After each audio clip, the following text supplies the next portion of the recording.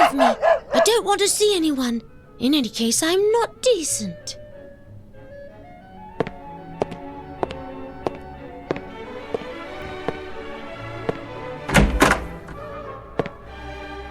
Excuse me. Chauncey, sir, at your service. Here, I understand that Her Majesty is cantankerous today. Would you happen to know why? I'm sorry, but I am not authorized to comment on Her Majesty's moods. In fact, no one is. Be advised, it isn't idle curiosity that compels me to ask this question. The reason that I, Sherlock Holmes, the great English detective, is here as well as the Prime Minister is because Her Majesty is in grave danger. The danger is imminent, instigated by a man of Machiavellian twisted tendencies who is deprived of all sense of morals and scruples. Furthermore, he is French. French? Indeed, and all men who will have worked to protect Her Majesty in the face of this peril from across the Channel shall be seen as true patriots, a soldier in the image of the valorous English warriors who, weapons in hand, struck down Napoleon. Go, my friend, join our forces and march alongside. Now speak. The facts are that Her Majesty quarrelled with her companion and confidant, Lady Leomunda. The dispute concerned a gift that Her Majesty gave to Leomunda. What was the gift that Her Majesty gave to her companion? A doll's house. Lady Leomunda's personal chef and servant girl were terminated immediately, but the affair wasn't settled for Her Majesty, and the two have not yet reconciled. I don't know anything further. Perhaps I could speak to Lady Leomunda? She, too, is refusing to receive visitors. Thank you, my friend. Lord Robillard categorically refused the breakfast that I brought. That has put him in a rotten mood also, and Lady Leomunda is in a state. This is the worst that could happen. I've just thrown the remainder of his meal into the refuse. Impossible to remake it. Deirdre, go to the butcher's and get something raw. Demons seem to love blood. Now, tell me, what is so special about Lord Robillard's food? Indeed, I don't know, but he doesn't accept anything but. I would pay dearly to know the recipe. I believe that it contains chocolate. Thank you, my friend. If you will permit me to withdraw, sir. I must prepare Lord Robillard's, that is, Lady Leomunda's dog's meal.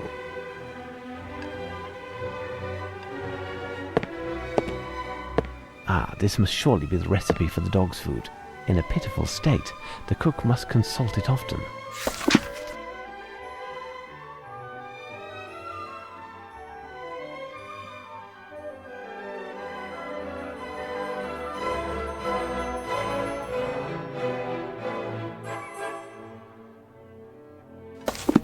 Swiss chocolate from Romandy.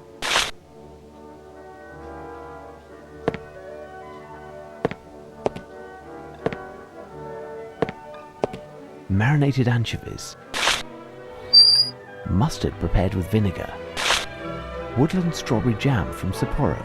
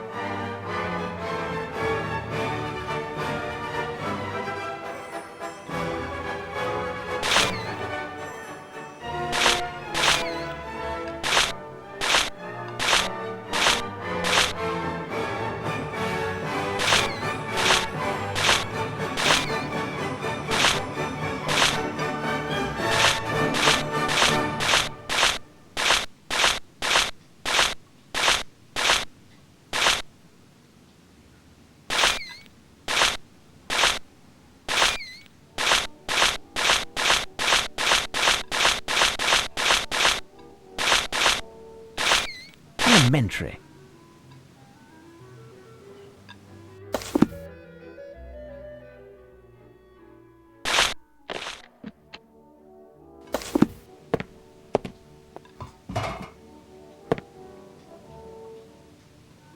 To the side, a strange mix can be found that was recently put there.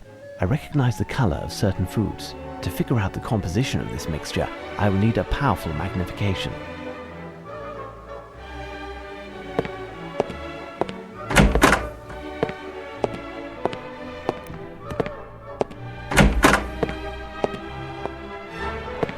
Pardon me, Prime Minister. Could I trouble you to borrow your glasses? Beg pardon? My glasses? Are you nearsighted also? Now I understand the magnifying glass. Take them. I'll take a break. But don't break them, understood?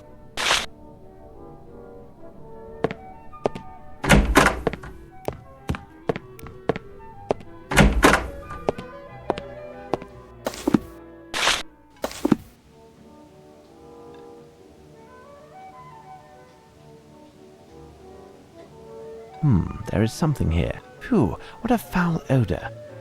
Sausages.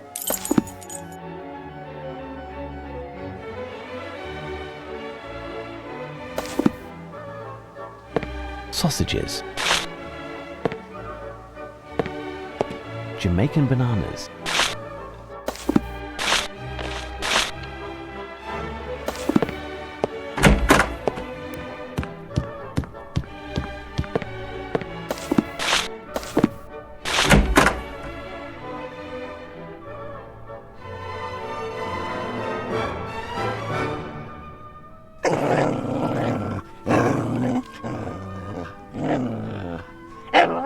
But you aren't Deirdre. Your powers of observation are stunning, my lady. Indeed, I am not Deirdre. My name is Sherlock Holmes, and I am... The new cook. Not quite. Firstly, where can I place this meal? Put me lord's breakfast at the foot of his bed. But, oh, I can't let an unknown person into my chamber. Good God, what will happen to me? Nothing serious, my lady. In fact, I'm here to help you. How do you know that I am in need of help? Help from a tall, distinguished man with a very long nose. My lady, my flair for detection has nothing to do with the size of my nose. As for the help that I intend to provide, it solely concerns the dispute between yourself and Her Majesty. Oh, don't talk of that. She will no longer speak to me. It's not even my fault. Oh, no. Why does Her Majesty reproach you? 3 days ago, she gave me the lovely dollhouse that you see there. It was made specifically for me by the royal cabinet maker. It's magnificent, isn't it? Indeed, the little candles in the chandeliers emphasize the lovely coloring of the dolls. Yesterday, she came to see me in my chamber and noticed that 4 of the dolls were missing from the house. I wasn't even aware, but Deirdre, who had wrapped it, confirmed the fact. These dolls are precious, and Her Majesty, was angry and told me that I didn't take care of the gifts that she gave me. I questioned my staff, my maid and my cook to no avail. I had them fired and thought that would suffice for Her Majesty, but no. What the dolls look like? I don't even know. All I know is that there are 4 less boys than girls in the dollhouse. Please calm yourself, my lady. I will see what I can do. Oh, many thanks, sir. Thank you. If you find them, you will be handsomely rewarded. I will prove my gratitude, even if it means... Save your gratitude for when I have solved the case.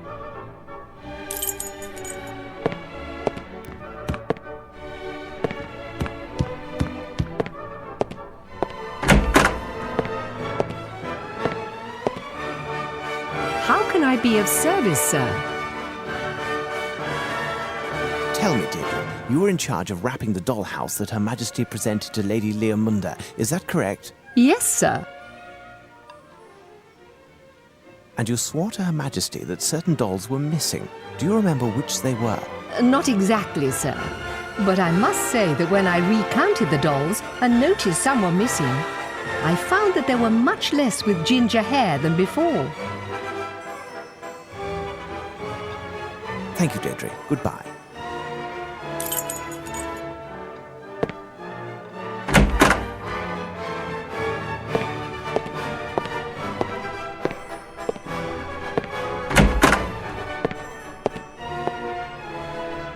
Thank you for the new pants, Chauncey. Holmes, my glasses, if you would. Are you finished with them, and were they of any use? Here they are, sir. Indeed, I needed them to prepare a rather horrid mixture which is adored by the most temperamental lodger in the palace. If the Prime Minister will permit, I would like to thank Mr. Holmes for saving us from Lord Robilar's wrath. If Mr. Holmes would happen to remember the ingredients for the mixture... Truly, Holmes, I owe you my thanks. I had more than enough of listening to the howls of that However, I knew him as a pup. He was very gentle, nothing like the tyrant that he has become.